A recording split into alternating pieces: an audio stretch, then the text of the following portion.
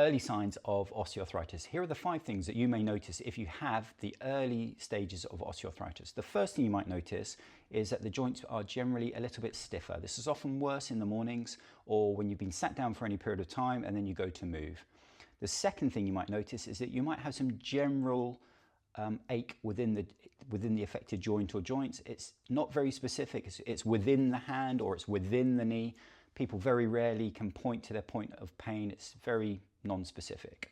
The third thing you might notice is that the joints become a little bit reduced range of motion, and you might notice that actually where you can bend one knee, you can't quite bend it as far as the other, or the same with the hips, you might not be able to drop them out as far, and so that's another sign.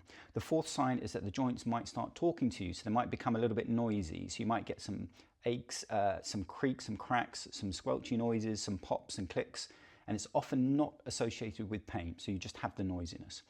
The fifth thing you might notice, the final thing, is you may have a little bit of swelling, a little bit of reddening around the joints in particular.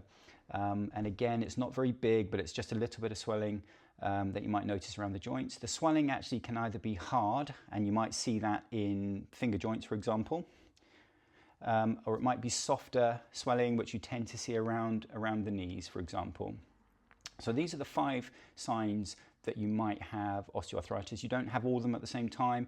Symptoms generally progress really slowly. So now is the optimal time, if you're starting to notice some of these things, to take control of your osteoarthritis and start battling back by doing some range of motion stuff, some strengthening stuff, and really starting to take control and getting on top of your osteoarthritis. I have some videos on this channel about that you might want to have a look at.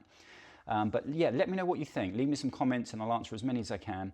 And in the meantime, if you want more information on staying fitter, stronger, healthier, and reducing your pain, you might want to drop me a follow.